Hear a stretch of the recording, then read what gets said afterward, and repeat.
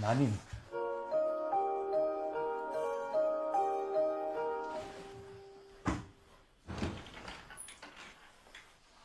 마님!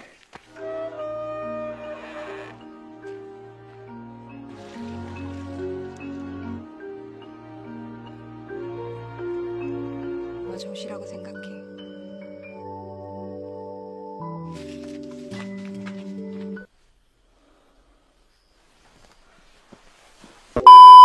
Assalamualaikum teman-teman, selamat datang di channel Screen Film.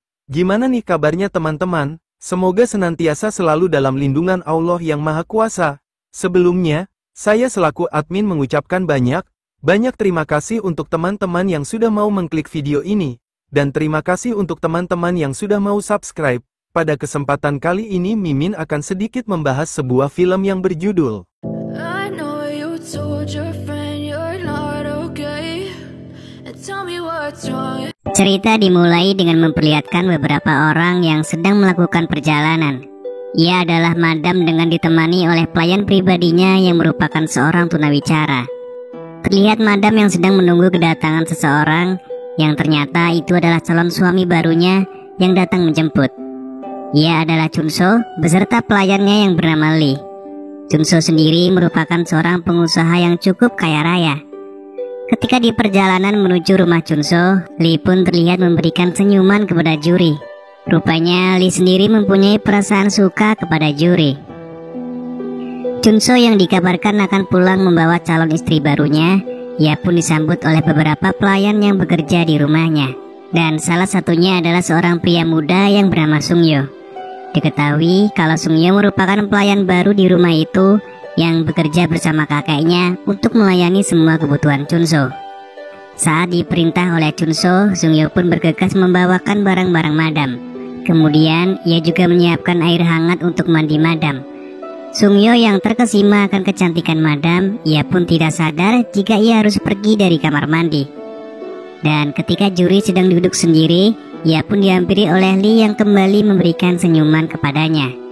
Singkat cerita, madam yang kini sudah sah menjadi istri Chunso, ia pun bersiap untuk menyerahkan serabi lempitnya. Namun sayang Chunso justru mengabaikan serabi lempit madam dan meminta madam untuk beristirahat. Keesokan harinya, ketika Chunso dan beberapa pelayannya akan menjual hasil bumi miliknya, mereka pun dihadang oleh beberapa tentara Jepang. Chunso yang tidak suka karena pimpinan tentara Jepang memperlakukan ia dan bawahannya dengan seenaknya. Hal itu pun kemudian membuat perdebatan antara mereka terjadi, hingga berakhir dengan tewasnya Chunso oleh tentara Jepang. Mengetahui suami barunya telah meninggal, madam pun menangis karena ia belum sempat bercocok tanam dengan suami barunya, tapi kini suaminya telah pergi meninggalkannya. Para pelayan yang takut kalau mereka akan menjadi korban selanjutnya oleh kekejaman tentara Jepang, mereka semua pun memutuskan untuk pergi dari rumah Chunso, termasuk pelayan pribadi madam yang dipaksa ikut oleh Lee. Lalu kini tersisa madam, Sungyo dan kakek Asung yang masih bertahan di rumah itu. Alasan kakek Asung bertahan di rumah itu karena ia merupakan pelayan setia yang sudah mengabdikan hidupnya kepada Chunso. Lalu beberapa hari kemudian setelah kejadian itu, mereka pun melanjutkan hidup dan menjalani hari-hari seperti biasanya dengan saling membantu dan bekerja di ladang. Suatu ketika, secara tak sengaja mereka melihat kekejaman tentara Jepang yang ingin membawa para gadis untuk dijadikannya budak, termasuk mantan pelayan pribadi madam. Melihat wanita yang dicintai diperlakukan seenaknya, Lee pun menghajar para tentara Jepang tersebut. Merasa kalau Lee sudah menyelamatkannya, juri pun kemudian berterima kasih dan memberikan imbalan berupa ciuman kepada Lee. Melihat kemesraan juri dengan Lee, madam pun bersedih karena teringat dengan dirinya yang kini tak memiliki pasangan. Lalu keesokan harinya, ketika pulang dari ladang, madam tak sengaja melihat juri dan Lee yang sedang bercocok tanam di antara semak-semak. Sungyo yang juga melihat kegiatan itu, ia pun terus kepikiran hingga membuatnya tidak bisa tidur. Dan ia terus membayangkan jika seandainya ia bercocok tanam dengan madam.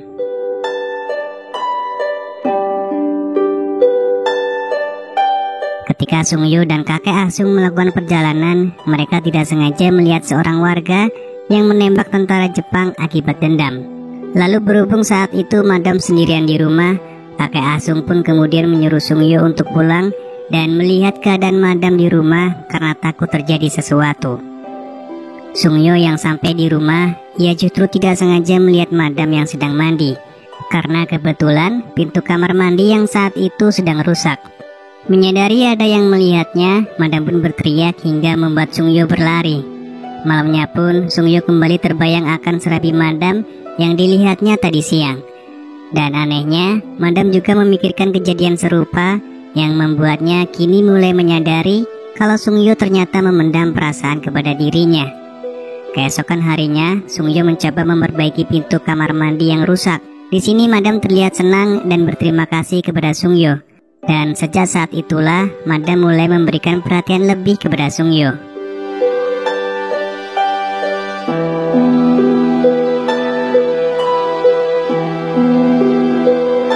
Pada suatu hari, saat kakek Asung pamit untuk pergi ke kota karena akan membeli kebutuhan rumah dan tidak akan pulang dalam beberapa hari, hal itu pun membuat Madam dan Sungyo terpaksa pergi ke ladang hanya berdua. Saat itu, mereka melihat rombongan tentara Jepang yang sedang membawa para gadis.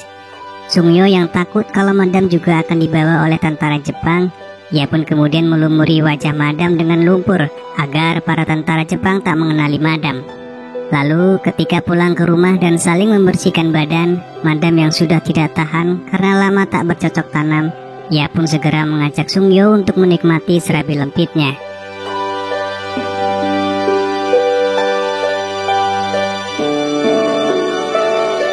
Setelah merasakan serabi lembit Madam, Sungyo pun kerap kali mengajak Madam untuk melakukannya kembali.